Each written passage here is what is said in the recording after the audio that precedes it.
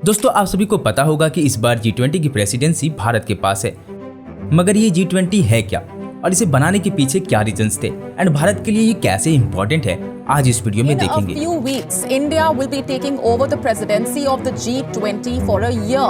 G20 की मेजबानी भारत को मिलना एक बहुत ही बड़ा अवसर है। दोस्तों G20 यानी दुनिया के 20 देशों का ऐसा ग्रुप जो 60% पॉपुलेशन को रिप्रेजेंट करती है। ये 20 देश दुनिया के 75% ट्रेड को करती है और दुनिया की 85% जीडीपी इन्हीं देशों के पास है। अगर G20 को आसान भाषा में समझे तो दुनिया के 20 ऐसे डेवलप और डेवलपिंग कंट्रीज जिसे पूरी दुनिया चलती है। अब बात करते हैं G20 की जरूरत क्यों पड़ी।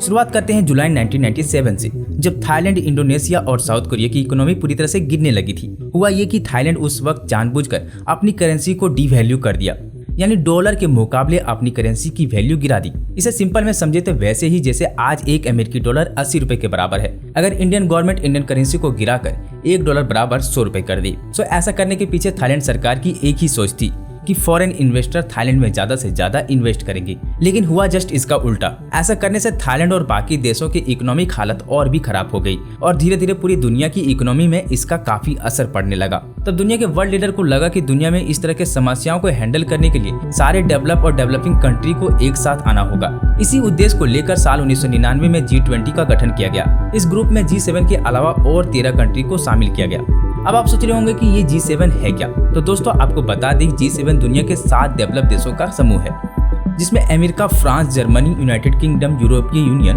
और इटली शामिल है। तो इन 7 देशों के अलावा 13 देशों को इंक्लूड करके G20 बनाया गया।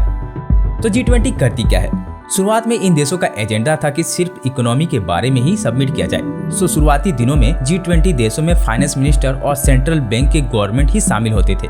फिर आया 2007, जब दुनिया में आर्थिक संकट पूरी तरह से छाया हुआ था। तब इन देशों के लीडर्स को रियलाइज हुआ कि G20 का दायरा और भी बड़ा करना चाहिए। उसके बाद economic stability, trade, investment, development, finance regulation, climate change, terrorism, इन सब चीजों पर बात होने लगी और इसके साथ हर समिट में G20 के कंट्रीज के हेड ऑफ स्टेट शामिल होने लगे।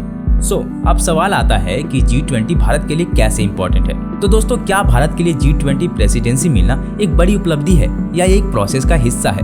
तो दोस्तों, यह एक प्रोसेस का ही हिस्सा है जिससे भारत को G20 की प्रेसिडेंसी मिला है। G20 की प्रेसिडेंसी मिलना कोई बड़ी बात नहीं है, लेकिन भारत इस समय इसे दुनिया के सामने किस तरह से रिप्रेजेंट करता है, ये इम्पोर्टेंट है। तो दोस्तों, अब जानते हैं G20 भारत के लिए इतना महत्वपूर्ण क्यों है, क्यों इसमें भारत सरकार अपने करोड़ों रुपए खर्च कर रही है। आज पूरी दुनिया का पावर बैलेंस 2 हिस्सों में बटा हुआ है। एक तरफ अमेरिका, ब्रिटेन आदि कुछ देश है, वहीं दूसरी ओर रसिया यूक्रेन से युद्ध करके अलग हिस्से में बटा हुआ है। तो इन सारी सिचुएशन में पूरी दुनिया की नजर ही भारत पर टिकी हुई है, क्योंकि भारत रसिया के भी क्लोज है और भारत एकमात्र ऐसा देश है जो चीन का पड़ोसी है, जो चीन की हरकतों को मुंहतोड़ जवाब देने की क्षमता रखता है। अमेरिका को भी पता है कि अगर चाइना और रसिया को कंट्रोल में रखना है तो भारत इसमें काफी बड़ा रोल प्ले कर सकता है। ब्रिटेन के प्राइम मिनिस्टर ऋषि सुनक ने भी कहा था कि दुनिया में इस समय जो हालात है उसे देखते हुए भारत में G20 का सम्मेलन होना बहुत अच्छी बात है, क्योंकि भारत इन हालातों में एक बहुत बड़ा रोल प्ले कर सकता है। इस साल भारत के पास G20 की प्रेसिडेंसी है और इससे वह दुनिया के देशों के साथ अपने संबंध को और भी मजबूत कर सकता है। इसका ताजा उदाहरण अफ्रीकन यूनियन है, जिसको भारत ने G20 में शामिल होने का आग्रह किया था और इसे एक्सेप्ट भी कर लिया गया है। अब ये समूह G20 के बजाय G21 कहलाएगा। अब इससे ये होगा कि अफ्रीका के देशों के साथ भारत के संबंध और भी मजबूत होंगे। इसके अलावा भारत ने UN देशों को भी इन्वाइट किया है जो G20 का हिस्सा नहीं है। दोस्तों, वीडियो आपको कैसी लगी कमेंट करके हमें जरूर बताएं और हमारे चैनल को जरूर सब्सक्राइब करें। धन्यवाद।